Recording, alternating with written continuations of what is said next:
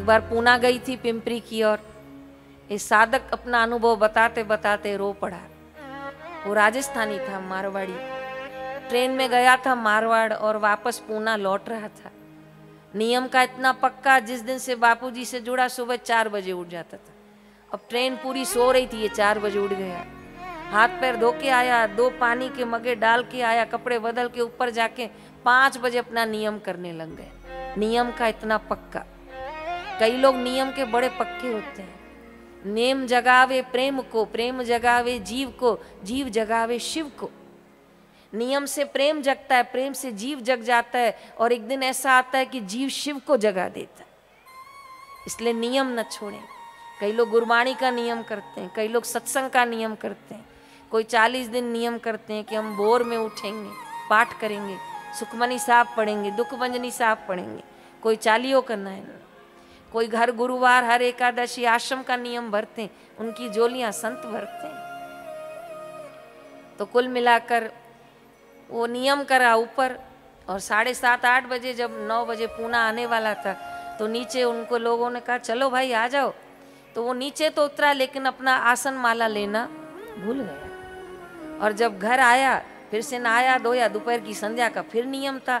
तो जब माला ढूंढने गया तो पूरी बैग छान मारी, लेकिन तब याद आया कि नियम का सामान तो ऊपर छोड़ गया है।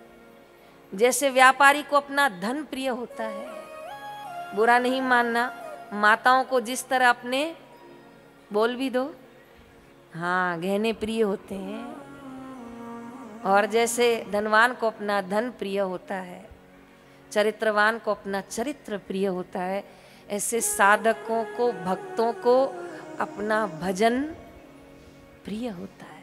उसकी कीमत उसके आंखों से देखो। जिस दिन उसका नियम नहीं होता है, जिस दिन उसका भजन नहीं होता है, तो वो ऐसा आके घर रोने लग गया कि अब तो छूट गया, अब क्या करूं। पत्नी ने पूछा क्या हुआ, आंखों में आंसू क्यों आ गए? कहा आसन माला ऊपर छोड़ के आया हूँ। पत्नी ने बोला कोई बात नहीं, दूसरी माला ले आओ, खाना खाओ। खाना तो नहीं खाऊंगा, दूसरी माला भी नहीं लाऊंगा। माई अपनी ओर चली गई, लेकिन शाम हो गई। पत्नी ने बोला अब तो खा लो, मैं ला देती हूँ दूसरी माला। कहा नहीं, मैंने बापू को अर्जी लगाई है, जब तक माला नहीं मिलेगी तब तक मैं खाना नहीं खाऊंगा। कितने लोग लड़ते हैं ना कि हमारी इसी से शादी कराओ, नहीं तो हम खाना नहीं खाएंगे, हमको नई गाड़ी लेके दो, हमको बाइक लेके दो। वो नश्वर चीज़ों के लिए रोते हैं। बड़ा आश्चर्य होता है कि जो सब कुछ यहीं छोड़ना है उसके लिए रोना क्या। लेकिन यहाँ संत और भक्त अपनी भक्ति के लिए रोते हैं। इसलिए नवधा भक्ति में एक भक्ति आती है कि जब हृदय पुलकित हो जाता है, आनंदित हो जाता है, तो अश्रु बहते हैं।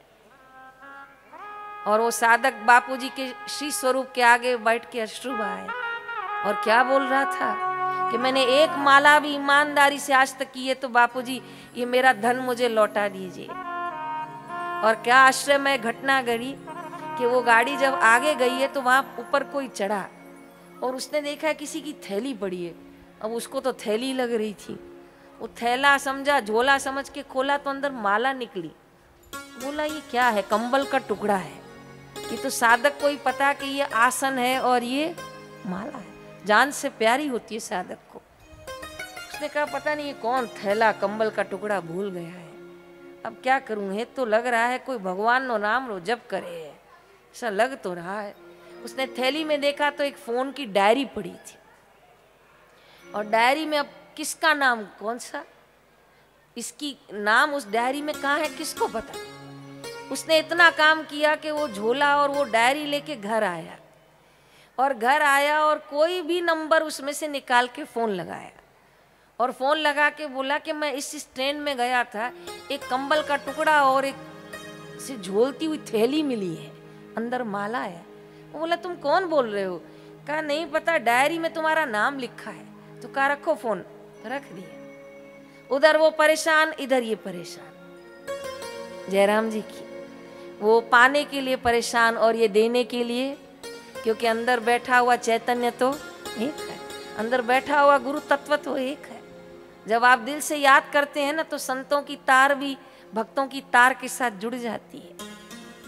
आखिर 3 दिन हुआ इसका संदेश सब गांव वालों में फैल गया कि इसका कंबल का टुकड़ा खो गया है आसन में। ओ तब एक उसके किसी मित्र ने बोला, अरे फोन तो आया था 3 दिन पहले कि वो थैली मिली है, तो वो तो उसको पकड़ गया। कहा फोन कहाँ से आया था? कहा नंबर तो पता नहीं कहाँ चला गया। कहा निकाल 3 दिन पहले। वो पूरा निकाला। 3 दिन बाद 2-4 को लगाया तो 1 लग गया।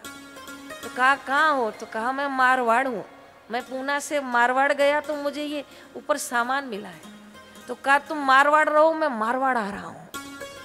तो कहा नहीं नहीं वहाँ मत आना, मैं 2 दिन बाद पूना आ रहा हूँ, सामान लेके आऊँगा। तो कहा कुछ भी हो जाए मैं अभी आ रहा हूँ। और वो 2 दिन क्या 1 दिन में ही वो वहाँ जाके मारवाड़ पहुँच गया। जब उससे सामान लेने गया तो उसके पैर छुए। कहा भाई मैं तो उठा नहीं रहा था, क्योंकि किसका सामान उठाओ फंस जाओ, लेकिन इतना लग रहा था कि ये माला है तो कोई भजन करे है, तो मैंने थैली में डाल दी। फिर घर आया तो सोचा अब क्या करूं, नदी में डाल देता हूँ, गंगा जी में डाल दूंगा, जिसका होगा चला जाएगा।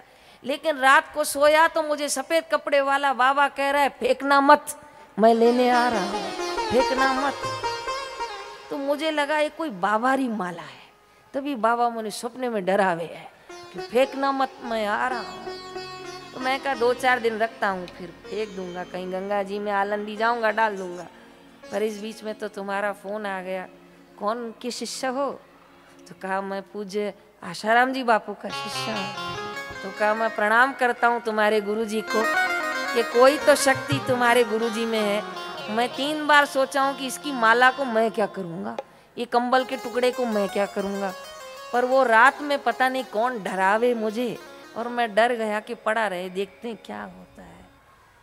तो चित्र में चढ़े हुए रंग बदल सकते हैं, कमान से निकली हुई तीर की दिशा बदल सकते हैं। आ जाएं जो आप संतों के चरणों में तो आपके भाग्य की लकीरें भी बदल सकते हैं।